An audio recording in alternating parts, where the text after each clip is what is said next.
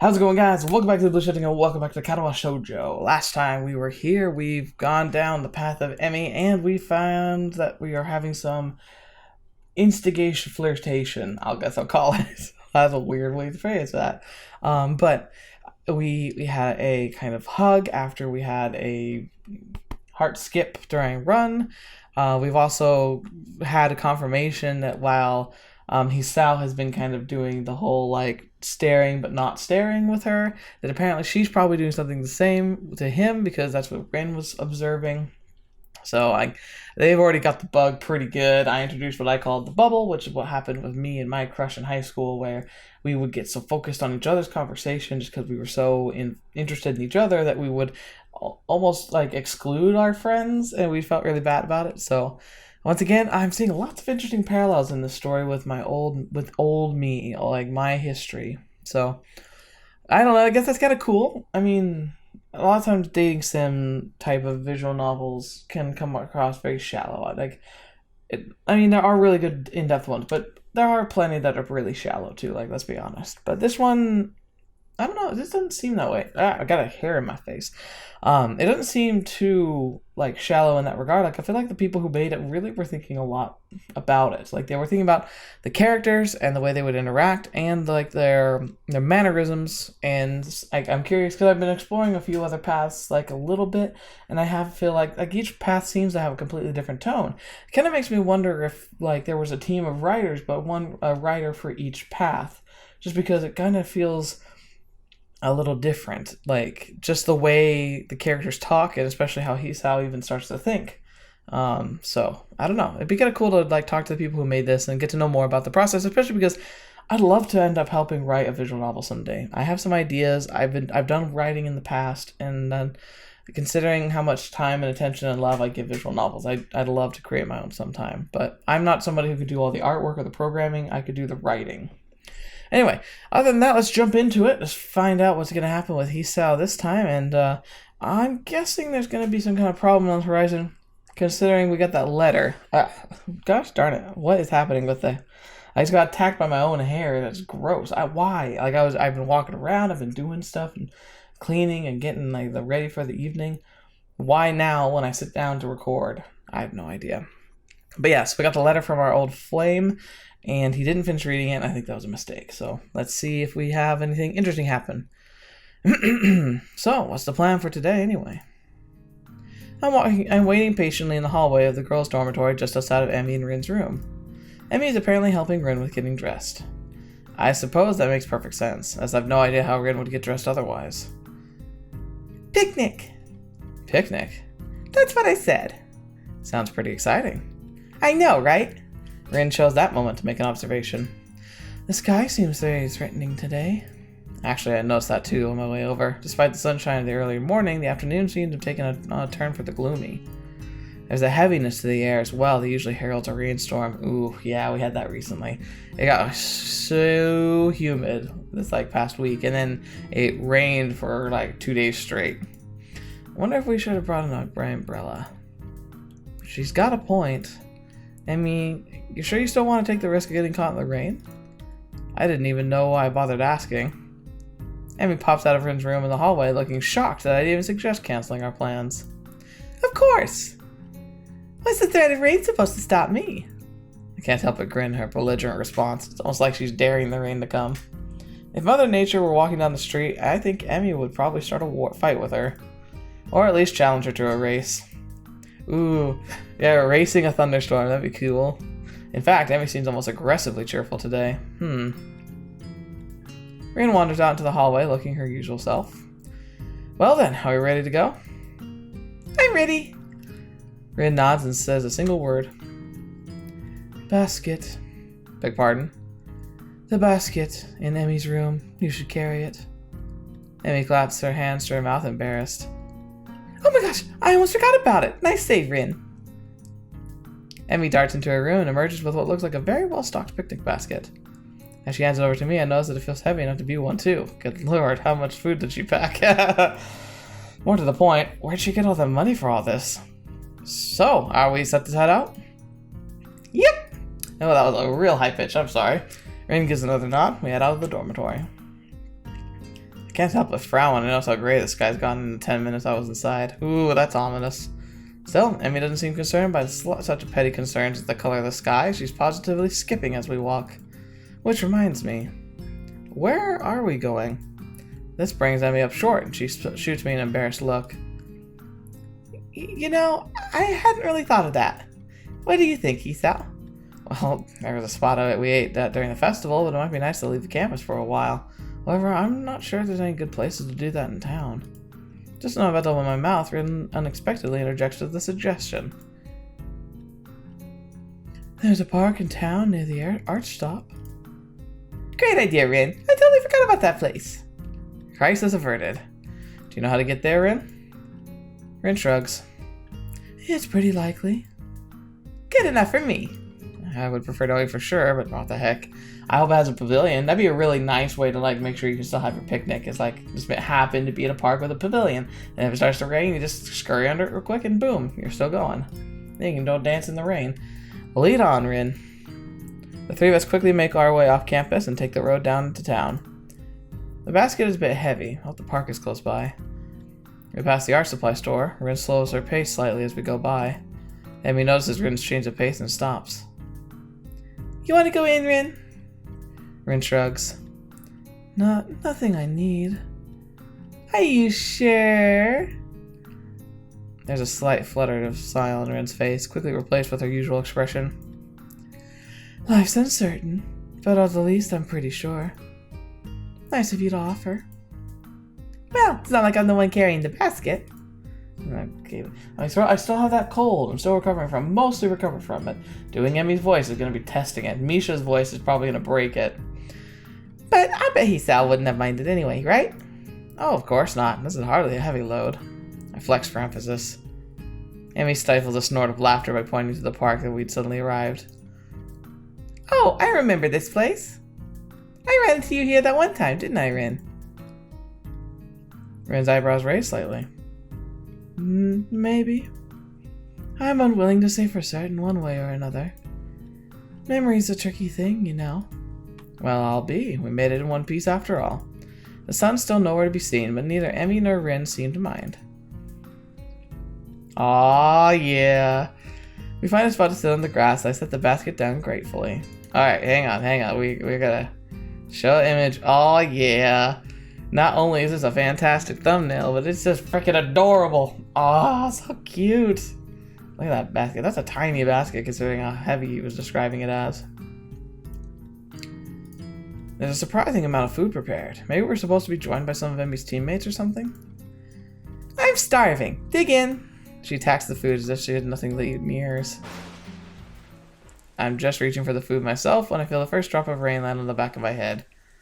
Uh-oh. Looks like the weather's not going to cooperate with us at all. Emi glares at the skies as if that alone will hold back the rain. Whoa, look how fierce she got. Ooh. Whew. Ooh.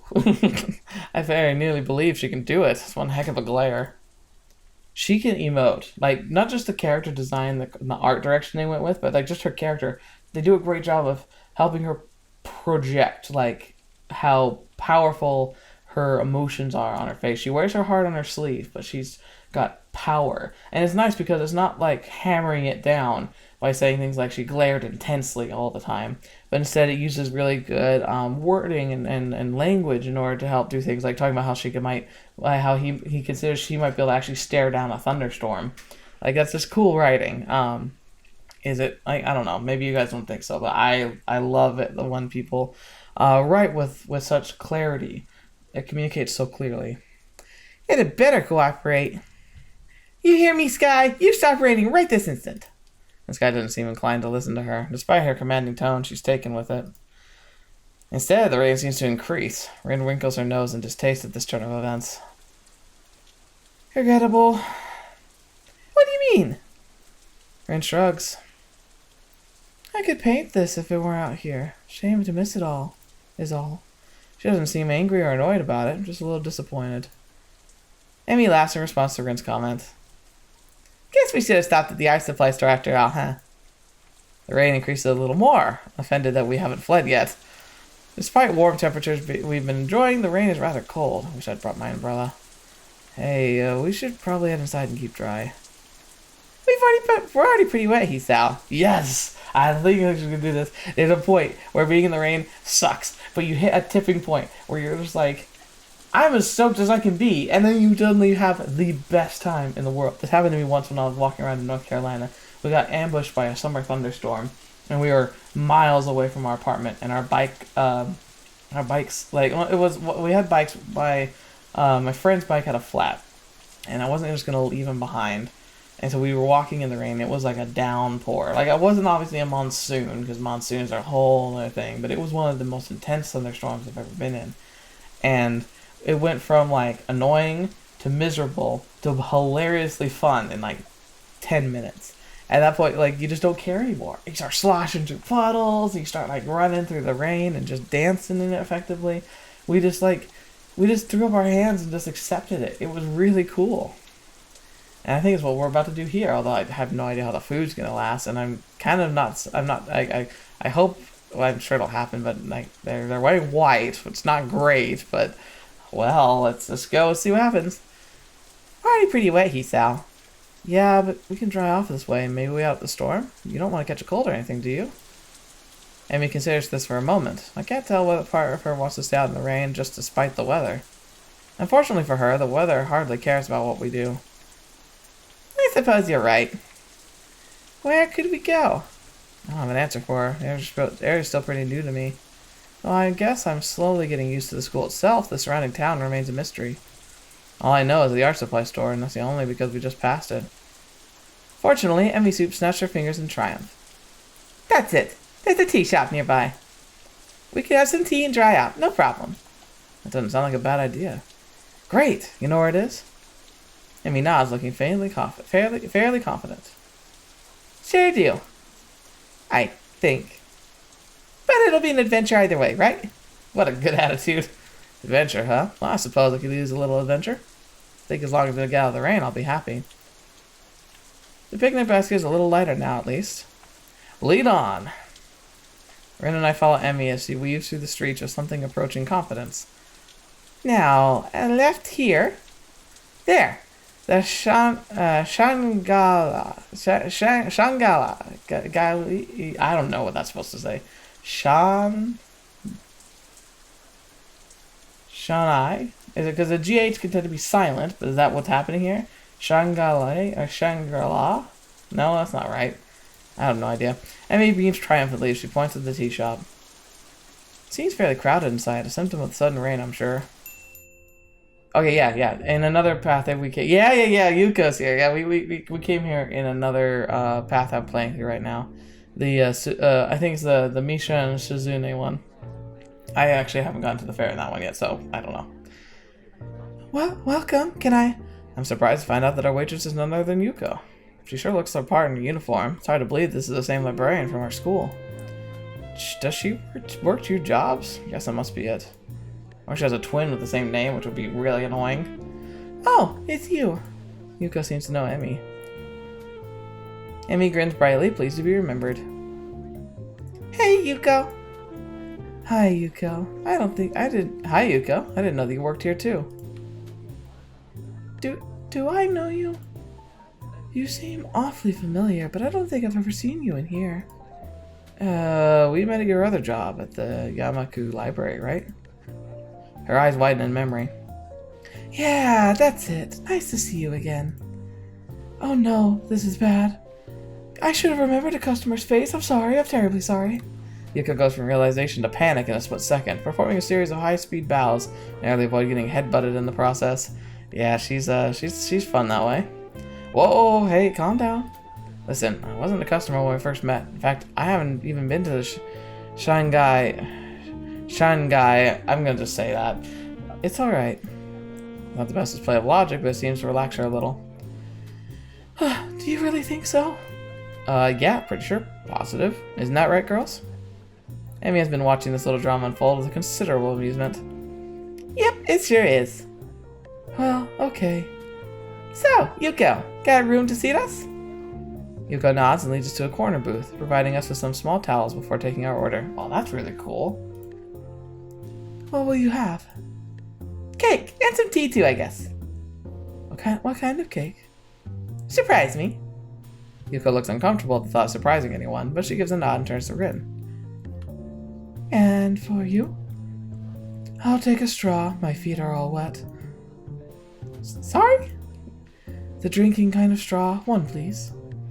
Yuko's obviously uncertain of what to think about this. She fiddles with her pen and stationery for a moment, looking like she's about to cry before turning in my direction. And you, sir? Just tea, I think. Emi would probably yell at me if I ordered a cake. Come on, Hisao. Don't let me be the only one with food. I'll feel like a pig. I think my voice is starting to give out already. I'm sorry. Hang on. Hopefully that'll help. Just trying to eat healthy. Your orders, after all. Well, today's your day off. You can have your healthy tomorrow. Well then, I suppose I'll have some cake after all. Yuko seems slightly irritated that I'm changing my mind. What kind? I glance at Emi and grin. Surprise me. Yuko sighs and nods. Very well, your orders will be out soon. She gets flustered over the weirdest things. Despite the crowd, the order does indeed arrive quickly. Thanks, Yuko. Yuko nods in appreciation. This is a different guy than usual, isn't it? What? Different guy? Probably the nurse. Emi must have noticed my confusion because she seems a little embarrassed. What? Oh yeah, I guess he is. This is my friend Hisao. We've met. Huh, small world. Well, let me know if you need anything. Well, that's going to be interesting to talk about. With that, Yuko takes off like a shot to wait on some other table, leaving me to ponder her comment. Different guy, huh? I guess it makes sense. Emi's pretty popular, so I've been told. It's probably the kid from the track team. This is stupid. I can just ask Emi. So, who's the other guy, huh? You got a secret lover or something? Yeah, he said nonchalantly, but really, really, really wanting to know. Emi laughs again, only I get the feeling it's from nervousness as much as anything else. It's just the track team captain. He likes coming down here after practice sometimes. So, if we have anything to discuss, I tag along. Sounds mighty suspicious to me. Oh, I see. I could let the matter drop, but I can't resist resist at least getting another dig in. So it is a secret lover. I knew it. Rin watches our play, seemingly mildly amused before muttering something that I don't quite catch. Anyway. What? Huh? Rin jerks back whatever her mind was wandering off to. Huh? What did you just say? Huh? No, before that. No idea. Oh, well. Okay. I let the matter drop, but I can't help but notice that Emi seems relieved that Rin interrupted the conversation. Maybe I went a little too far. Conversation dies down for a moment as Emi and I busy ourselves with cake. Mine is a strawberry and surprisingly good. Of course it is a strawberry. Oh, Emi seems to think so too. She suddenly reaches over with her fork and steals a bite. Thief! Pirate, there's a difference. We're not on water. Well, no, but there's a lot of water outside, so it still works, right? Besides, you can have some of mine. I think it's cranberry or something. I should have asked for the strawberry. I like strawberries. Feel free to help yourself to mine if you really must. For some reason, I feel compelled to add, seeing as how you've already done it once and all. Emi sticks out her tongue out at me, but that doesn't stop her from appropriating my cake. I try some of hers as well. It's raspberry, and pretty good. The rain's let up. It would appear that Rin is correct. Good timing, too. Finished my food, and looks like Emi has as well. Well, we better pay and get a move on before it starts raining again. Takes a few minutes to get Yuko's attention, but we pay and get out pretty quickly. So, when do you want to trade to the park? My jaw nearly drops. Are you kidding? It's probably gonna rain again. In fact, I think I just felt some raindrops. You may be right. Well, okay. I'll let you out the hook this time, but you owe me a picnic now. Got it? I don't know if she's addressing me, Rin, or both of us. Fine, fine. Now, hurry up. I want to get some laps in at the track. It would be nice to do so without the rain.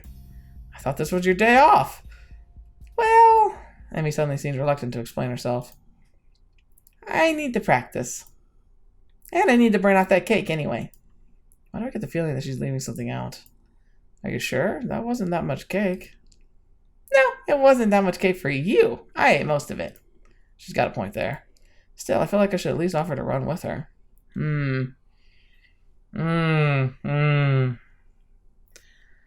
Well, okay, here's the thing. Like, obviously there's something else going on, and I'm sure it's not going to end super well if I offer to run with her, but I think it's fine. Like she wants to run, I mean, why don't we run too? But if she wants to make it a point that she doesn't want me to be there, then that tells us something, but causes problems. I don't think we should. I offer to run. Hey, I'll run with you. Might as well, right? Emi shakes her head emphatically. No, you won't, Hisao. Rest is critical for you, remember? I won't allow you to push yourself too hard. I guess she's better giving advice than taking it. Whatever you say, Emi. I think it's probably best not to press the issue. As we approach the girls' dormitory, it starts to rain again. Emi's expression sours slightly. Oh, man. Stupid rain. Hey, it'll let up soon enough. You can go running then, right? Emi snorts, seemingly amused. Like I'm gonna go run in the rain. Well, you shouldn't. It's good. Like, you could catch a cold. Emi waves her hand airily. Ridiculous. I don't get colds. You just scream at your immune system to make sure it works right. My immune system is far too strong for something like that. Can't help but laugh. Well, I'll see you tomorrow then, okay? Yeah. Thanks for coming. Oh, and carrying the picnic basket. I'll bring it for lunch tomorrow. We can have our picnic on the roof. Sounds good to me. See you then. Emi grabs the basket from me and shoots through the door. Rin gives me a short of half nod and ambles inside as well. Dang, it's wet out here. I need to get back to my room and into some dry clothes. I'm soon in front of my door, but I'm intercepted by the sudden appearance of Kenji, of course, my favorite friend, who appears to be carrying a stack of books. Hey man, give me a hand, would you? Huh? The books are unceremoniously dumped into my arms as Kenji fumbles with his room key. Thanks, you're a lifesaver. If you weren't around, I'd have to keep my door unlocked, and that's just begging for trouble. The perfect opportunity to set up an ambush, or maybe just plant a bomb if they didn't want to get their hands too dirty. Probably don't. Afraid they'll break a nail or something if they have to stab me. Women. My mind thinks about disgusting and verbal torrent that's just been unleashed, but it likes to remain comfortably in the dark. Uh-huh. Anyway, where have you been, man? I could have used some help carrying these back from the library. I knocked on your door, but you weren't there. Oh, sorry. Not really. You appear to be in some kind of pack mule. How's that with Emi and Rin? Kenji staggers back in shock. Looks like I just shot a dog, if he had a dog. The limbless ladies again! Oh, gosh, this guy. What'd you do this time? Well, we wound up with a Shanghai. I'm prevented from continuing by a sudden exclamation of despair. Ah, the Shanghai! Why the Shanghai? No, man, you can't go to the darn Shanghai. It's the most dangerous place in the city. A verbal stronghold of their best agents. I know, I've met them. They're stopping nothing to lull you into a false sense of security, and then BAM! He hits his door for emphasis. Wallet's gone, bus pass gone, identity effing gone, man. Promise me you won't go there again. Seems vehemently opposed to the idea of the Shanghai, and I'm willing to lie a little in order to get into my room. Sure, I won't go there again. Or at least I won't ever tell you I've gone there again. It seems to mollify my bespectacled companion. Good. Sorry to come on so strong, but I know the danger all too well to just let you wander into the lion's den again. You got out of there alive once, but twice is pushing it. Yeah, well, I need to get changed and to do homework, so I'll see you later. Huh? Oh, sure, whatever. I suddenly remember that I'm still holding his books. You'd better take these. I catch a glimpse of one of those titles, something about cryptography. What a weirdo. Kenji grabs his precious cargo from me and disappears through his doorway. Yeah, worry, man. That's the kind of guy who, will convince himself a conspiracy is super true and actually takes dramatic action against something that's not actually real. I open my door, walk in, grateful to get out of my soaking wet clothes. The rain outside picks up, and I find myself hoping Emi's not out running in this weather. She seemed so adamant about doing the run alone. Can't help but wonder if her legs still bother her. Trying to remember whether or not I've seen her limping all today, but I can't. Guess I was too caught up in enjoying the day, even if it did rain on us. As I think back to the events of today, I keep finding myself focusing on my running partner. Her complete refusal to allow the rain to spoil her plans was incredibly cute. But there's also something else there, too. Some unflappable attitude when it comes to enjoying the day as it comes. I really like that quality. Maybe I need to do a little of that myself. And worry about that captain, man. There's definitely more to that story. Hope it doesn't go in a real dark place. I can think of a few. Oh, the worst sound in the world. The sound of my alarm brings me out of a dream involving pirates and some other stuff I can't really remember. I'm a little bleary-eyed, and it feels like it takes me longer than usual to get dressed and down to the track. A glance at my watch reveals that I was right. I am, in fact, running a little late. The thing is, there's no Emi. Uh-oh. That's odd. She should be here. She definitely should be here. I mean, I was late. Guess I wasn't the only one having trouble getting up this morning. The thought crosses my mind that it never quite stopped raining yesterday. Did she go running anyway? Seems likely. I mean a lot of things, but cautious isn't one of them. She probably figured the rain wouldn't stop, and that's why she was so adamant about running alone. Still, I would have gladly run with her, even if it was in the rain.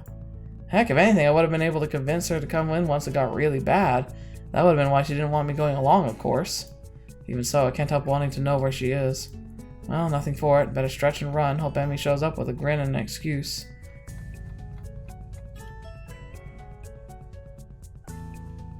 On my cooldown lap, I'm forced to admit that Emi isn't showing up. Furthermore, I have no idea where she is. Anxiety gnaws at me, while at the same time, I wonder just why I'm so worried over her. I don't know, man. Because you like her, because she's a friend, and she didn't keep an appointment that's obviously a very important appointment for her. Like, well, at least I hope it is. She's definitely made it seem like it is. I think it's, like, worthy of being a little worried. The run helped me take my mind off for a little while, but now that I'm finished, I'm back to worrying. It was weird not having her here. Downright unnerving. It suddenly dawned on me that I've been running to hang out with Emi as much as I've been running to stay healthy. Probably more to be with Emi, now that I think about it. It was one of those things that are completely obvious, yet somehow I never realized it. She really is someone I can enjoy being with. And revelations go, it's hardly world-shaking. I have this really bad feeling, because he's like kind of coming to this idea right away. I feel like that there's going to be some kind of giant wrench that's going to be thrown into it. And I have a feeling it's going to involve that other guy somehow, and probably a completely crazy miscommunication of some kind. But I get my guts twisting right now, and that's never a good sign. All the same, I find myself feeling slightly shocked. When did this happen? Well, no time to think about this. Though I want to ponder the new development, I have a great desire to find out what's happening to Emi. And I'll ask the nurse when I stop in to see him. Well, you seem to be in good shape, Hisao. That's good to hear. I replace my shirt and stand to leave as usual. Except instead of leaving, I ask a question. Hey, where's Emi? She didn't show up this morning. Is she okay? While I try to valiantly to conceal the anxiety in my voice, the nurse's expression suggests that I failed miserably. You mean she didn't tell you? She's sick in bed. What? Sick? The nurse shrugs. Yeah, she came to my office early this morning with a fever. To be honest, I'm surprised she made it here. She was burning up when she arrived. I believe she planned to let you know, but she asked me to tell you. Oh, shoot. The nurse gives me a sheepish smile, and it seems to at least particularly at least partially sincere. I told her I'd stop by the track to let you know in case she forgot to. Sorry about that. But we didn't need to tell Emi I forgot, right? I returned the nurse's smile with a devious one of my own. Oh, of course not. This is a fine blackmail material. I'll save it for when I need a favor from you. The nurse laughs. Well, I guess I deserved that. But you know, I've got tons of blackmail on you that you're not even aware of. So don't push your luck, okay? My expression earns another laugh from the nurse. I'm just kidding, Hisao. Kind of. But seriously, don't tell me I forgot, okay? Your secret's safe with me. Oh, good. Now get on. Get out of here. Wait, I've got one more question. Shoot. Is she gonna be okay? Oh yeah, definitely. Her fever is high, but it's hardly starting to go down by the time she came to my office. I'll probably check up on her again at lunchtime to make sure, but I expect she'll be up and about in the evening no matter what I tell her. Maybe we should visit her after class. Takes me a second to realize I've spoken out loud. The nurse raises an eyebrow and gives me a searching glance for a moment. Well, might not be a bad idea. You could let me know if she's taking a turn for the worse, I guess. But no funny business, you got it. I know what I know what meds you're on after all. I think there's a threat against my life, but I'm not sure. He's like, excuse me. He's like, I know what meds you take, and I can easily change the dosage. Either way, I assure the nurse that my intentions are chaste and exit the office. Interesting that the nurse sees me as some sort of potential suitor for Emi. Even more interesting is how pleased that makes me feel. I need a shower. A cold one, probably. The lunch bell rings. I find myself disinclined to make my way up to the roof. After all, I'm betting Rin knows where Emi is, and if that's the case, then I doubt she's bothering to go up there. More to the point, I doubt we'd have any sort of succinctly conversation if she did. Chances are she'd prefer to be alone up there anyway, so I don't actually ruin any of her train of thought or something. Unfortunately, I don't really feel like heading to the cafeteria either. Guess I'll go to the library instead. I need a new book to read anyway, having finished my other one yesterday before bed. Maybe I can find more by the same author. I love libraries. They smell like dust, paper, and ink. And the stories and facts and opinions crowded together in one place makes the air come alive with potential. I'm not sure how to navigate Yamaku's library yet, having mostly stuck to books I brought with me, so I searched the library and asked for help. I suppose she's out to... Oh! Can't believe it. Yuko, looking rather distracted, suddenly emerges from one of the aisles. Excuse me? Oh, can I help you? Actually, I was looking for a book. So am I. Advanced cryptography. We just got it in and now it's gone missing. I really, really wanted to read that one. Cryptography? Yeah, that is, the guy I knew, not sure how to describe it. Skip to the end. He got me interested in cryptography, only now the book's gone, and I think it's been stolen. Sounds pretty terrible. Yeah, especially because now I have to search the whole library for it, even though it's probably not even here. You seem busy. Don't tell her about Kenji. He's got the book, dang it. Oh. I scrolled a little. A little. She dashes off down another aisle, and I resign myself to finding my own darn book. Plenty of choices. Oh, come on. How did I get lost? There aren't even printed books. They're all in Braille. Guess that makes sense in a school like this, but honestly, it's a little annoying. Oh, wait. I'm sorry. Is someone there? A lilting voice drifts out from behind one of the cubicles set up for research. As I approach, I see that Lily's been reading a book while I've been stomping around the aisles. Oh, no! I should be apologizing. I didn't mean to make so much noise. Is that you, Hisao? I've not heard from you in quite some time. I was beginning to think you'd forgotten all about me. Sorry. Lily laughs at that refined manner of hers and shakes her head. I'm only teasing you, Hisao. From what I hear, you've been busy. Morning runs with Emi Ibarazaki, and lunch on the rooftops, if I'm not mistaken. What? Does everybody know my schedule? Yeah. Guess words get around pretty quick. That, and I can't coax poor Hanako on the roof anymore. You three are always up there, claiming the spot for yourselves. She chides me gently, though it's pretty clear she's just teasing me again. Still, I feel an odd need to apologize. I'm sorry, we could eat somewhere else if it's a real problem. Oh no, I wouldn't worry about it. Hanako and I just have other things to do at lunch too. Such as read in the library, as you can see. Oh, Hanako's here too? I didn't see her. Lily smiles a bit enigmatically. Oh, she's around somewhere. But I'm surprised, Hisao. You're in here instead of up there. What brings you to the library? Well, Emi's ill, so there's no lunch rooftop to keep me occupied. Lily raises an eyebrow at my statement before giving another chuckle. My, poor Rin must feel left out. It's not like that. But I'm sure it isn't. Emi tends to be the life of whatever group she's in. It's a shame to hear she's fallen ill. Will she be okay? Somehow I get the feeling that Lily is inquiring out of politeness, but I respond anyway. The nurse thinks so. I'm going to swing by and see how she's doing after school myself. Another raised eyebrow. My, what a noble gentleman you are, Hisao. It's nothing, really. Just checking up on a friend, after all.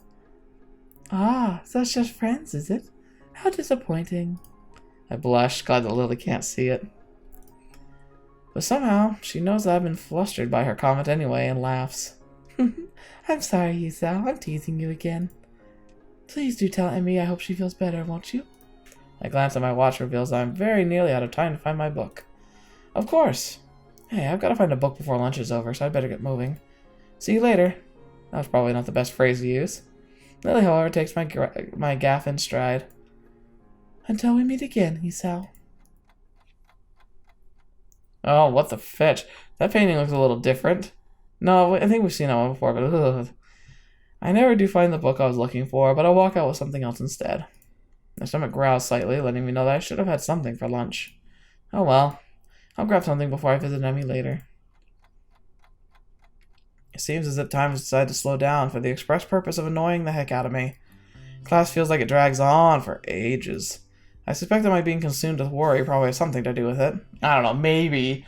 Good guess, Sherlock. Blessedly, the bell rings and I dash out of the class, drawing a few raised eyebrows, I'm sure. There's the picture we all know and love. I spent the majority of my day feeding upon unobtrusively as I could. Even though the nurse thinks that Emi's perfectly okay, I want to see for myself. It doesn't take long to get to the girls' dormitory and make my way to Emi's room. I think he forgot to eat something. Standing outside her door, I suddenly pause. What if she's resting? I'd hate to wake her up, especially if she's feeling ill. And again, if she sleeps all day, it could throw her off her sleeping schedule. The rest is important if you're ill, isn't it? I can't decide what to do, so I settle for standing outside the door looking like an idiot. And then I hear Emi's voice from behind the door. Thank you for your concern, but I'm really okay. Is she talking to me? I'll see you at practice tomorrow. Guess not. Still, clearly she's not asleep, so I can knock without worry. So why is this clenched feeling in my gut? I wasn't so nervous about dropping the other day, so why today?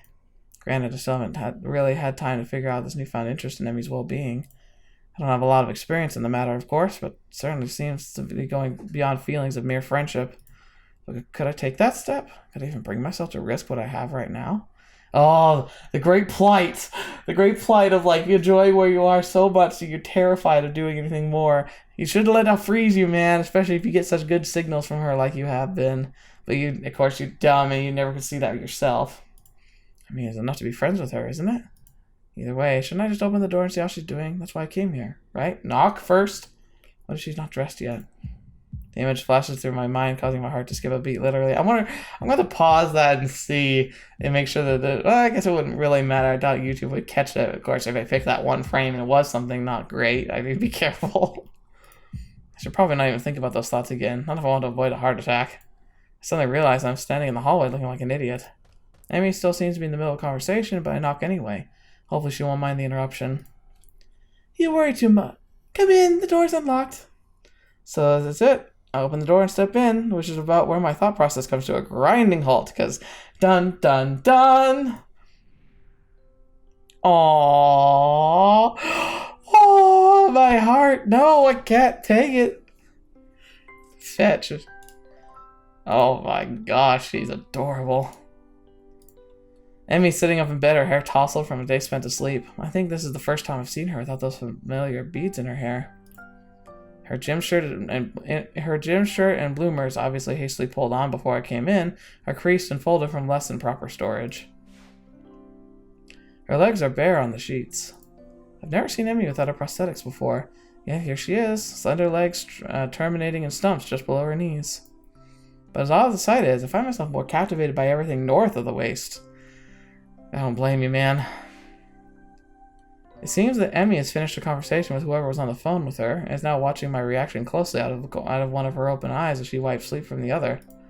Her expression, far from being embarrassed, is rather one of surprisingly wide yawn, or perhaps appropriate for such a small mouth. A grin that for a brief moment seems almost flirtatious tugs at the corner of her mouth as she takes it in the sight of me. Takes the sight of me in. Oh, fetch, man.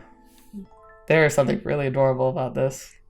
I can do nothing but remain in a state of fluctuating between fear, confusion, and not a bit of lust. Emi hastily sweeps her hair out of her eyes, fixating in the back of the place before addressing me. You seem a bit caught off guard, Hisao. A wave of laughter erupts from her, and I find myself grinning and rubbing the back of my head ruefully. Sorry, I've just never seen someone so disheveled look so attractive. Never seen you without your legs on. Never seen you look so... I'm sorry. Emi giggles again and moves to sit up a little straighter. I'm caught up in the movement of her shirt, very nearly losing myself.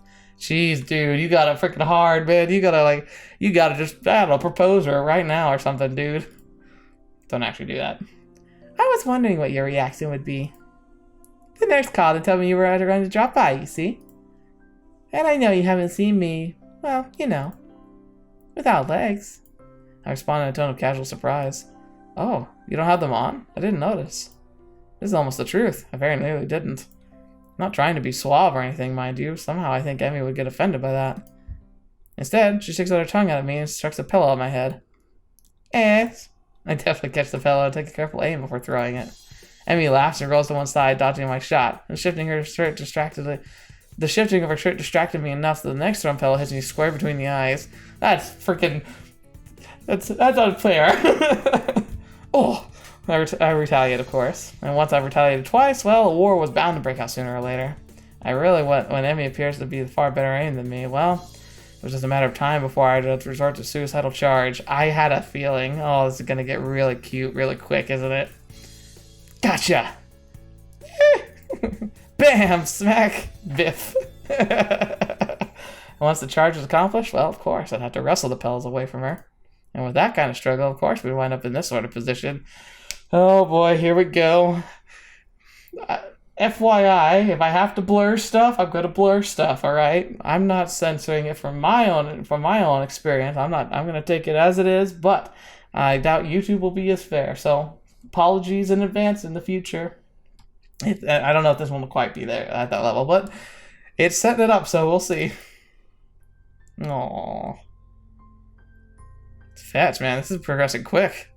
So I soon find myself staring down at her from a position atop her. She's grinning, eyes sparkling with amusement, maybe a little sweating now from our tussle. Her chest is heaving up and down, sucking in air.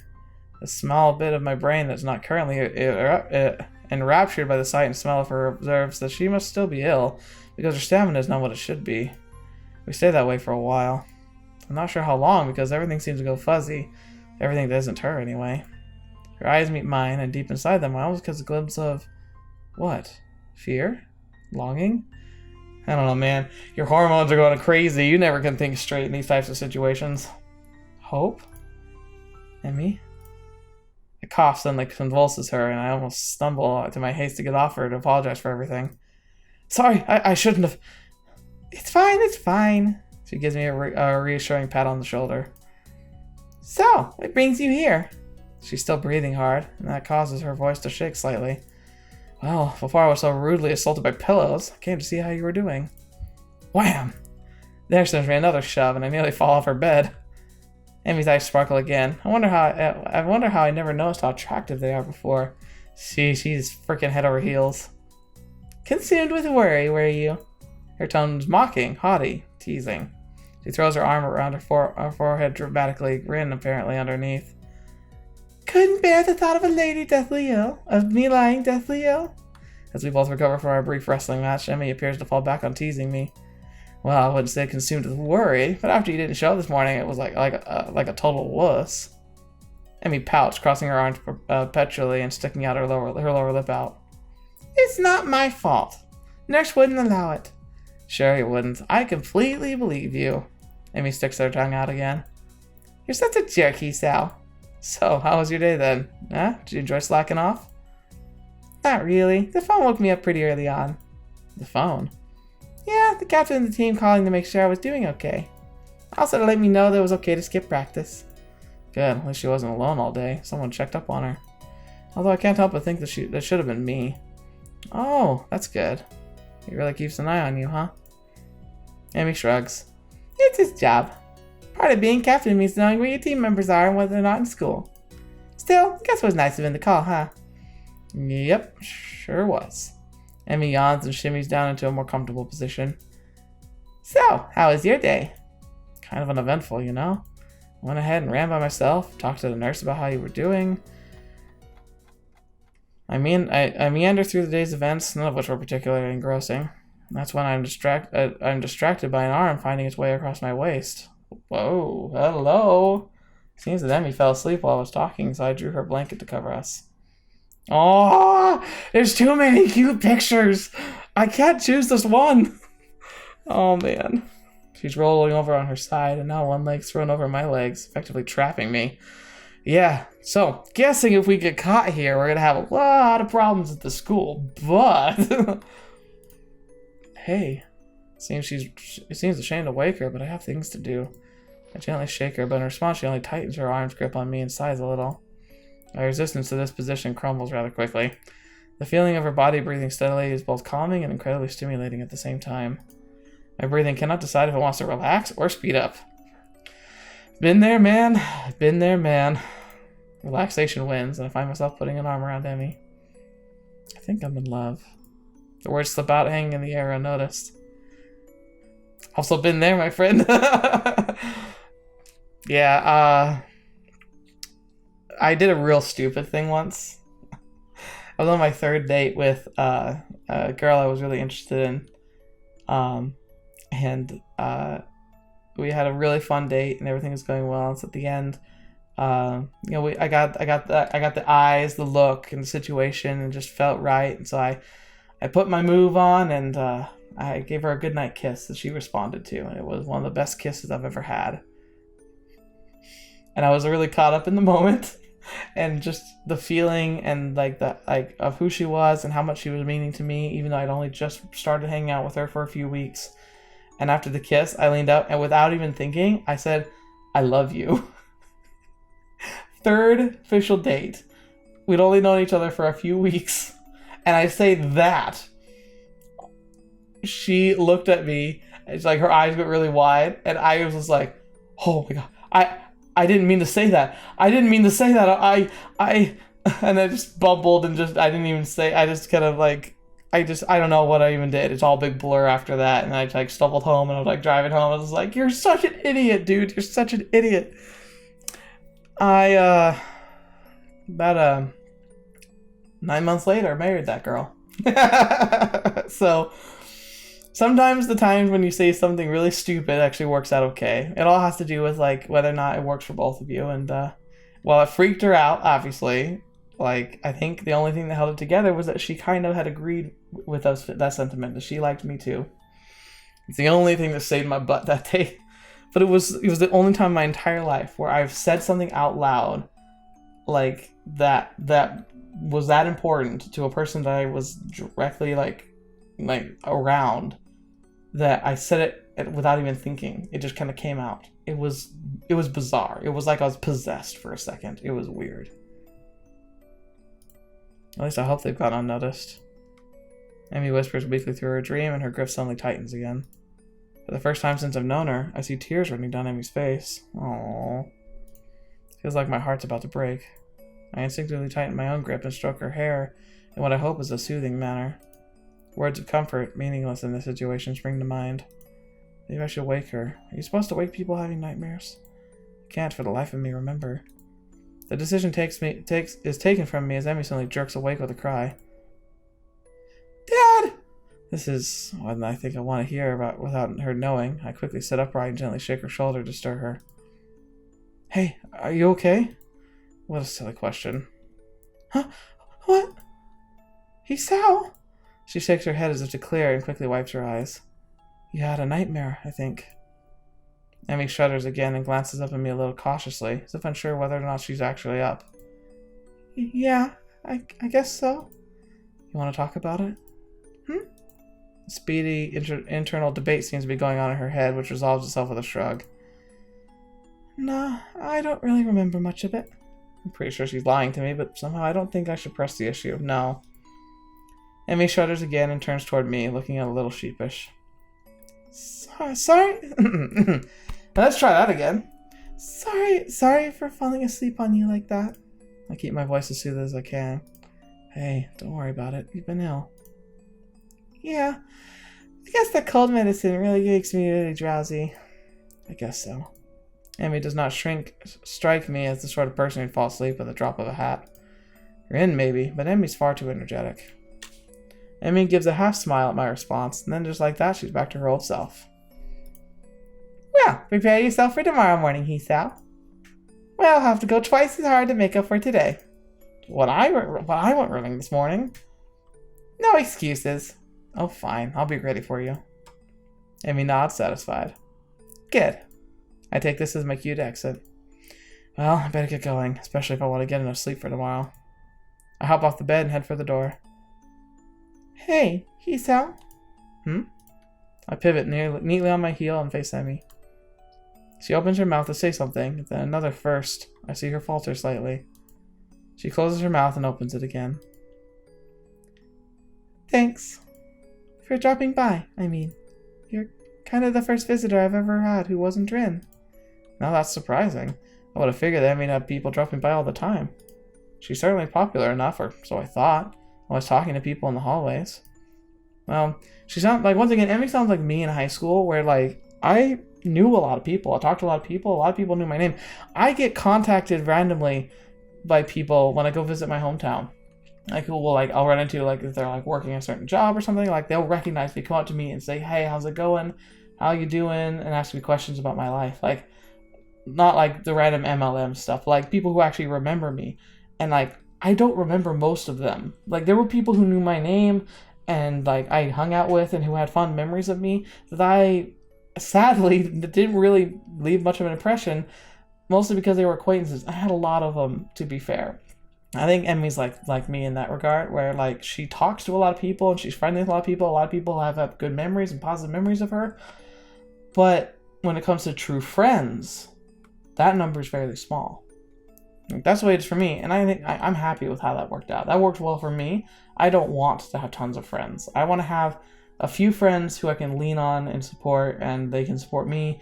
Like, we have each other's backs, and like it's a strong, built iron friendship. Emi seems a lot like me in that regard. And thanks for staying around after I look at pain flits across her face. You know, it helped.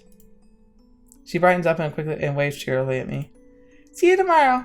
Yeah, see you later. I'm just about to exit the door when something makes me turn around again. Hey, Emi? Anytime you need to talk, let me know, okay? Emi seems taken aback by this offer. Her grin gets even wider. Sure thing, Hisao. See you in the morning. I exit Emi's room with my head in a whirl. Should I have even left? Was she really okay? No, you're doing the right thing, son. You don't push it too far. You had some pretty amazing interaction today that's really good and very good for your future relationships, but you don't push it. It's a good time to leave. You shouldn't be here, rules-wise, and I think you've been here for what you needed to be here for. I want to turn around and march back down the hallway, open the door, and tell her I love her. Tell her I think she's beautiful. Tell her I think I'll be there when she needs me. I want to stay with her, hold her close as she falls back to sleep. How many nights has she woken up like that? Only to find there's no one there. I want to be that person she can be with when that happens. It's a silly thought, I know. We don't know each other that well, do we? The whole idea, while exhilarating, also makes me feel worry. Worry, perhaps, that I'd overstepped my bounds. And now that I add to my troubles, it seems as if Emi herself already has an interest in someone else. The track captain of hers who seems so interested in her well-being. Hang on a second, dude. My impression is that she might have, like, maybe he's got a thing for her or something. I really get this idea that she has more of a thing for you. True, I've only seen the two of them together a few times, so it doesn't change the fact that they seem better suited for one another. Oh, great. Not this argument. There's really nothing to be done about that. I need to take my mind off this whole situation. I've got homework to do. Maybe that'll distract me. No. That's cute that you think that will. It is not. Oh, fetch, man. No, he's got something good going here. He's like, at this point, his insecurity is going to mess it up, and that's not good. But I think that's where we're going to have to stop for today. A lot of good stuff happened in that episode, though. Oh my gosh. Yeah, good thumbnail materials. I'm not even sure which one I want to go with the most right now. Yeah, oh, I loved it. That was fun. Nothing gets the heart going like very, very cute flirting. Aww. This is why I like the dating sims, honestly, because it lets me kind of like reflect back on what my dating life was like. And it also is just fun to imagine yourself living that other life, meeting people who you don't actually meet, who aren't real. But my gosh, when they're written right, they feel real. It's so good. So much fun. All right. Well, thank you guys so much for being here today. Thank you so much for joining me on the Katawa Shoujo. I am very excited to continue this series, of course. I don't even know. Like, I want things to be okay, and I don't want things to go too crazy bad, but I just have something's going to go horribly wrong here. I just know it. But hey, we can be happy for right now, right? Nothing really bad's happened. It was a really fantastic interaction, and I feel like we've got some pretty solid evidence that she really is interested in us. So I don't think we actually have to worry about the captain, although Hisao, of course, being young and paranoid and terrified, is going to worry about it. So we'll have to see what happens. But we'll have to get to all of that next time. So thank you guys so much for being here today. Thank you so much for joining me. Once again, you guys are what make this channel so great, so much fun. I love having you here. Love your faces. I don't get to see your faces. You get to see mine. But anyway, thank you guys so much for being here today. Until the next video, you watch me or have to see me next. I'll see you there.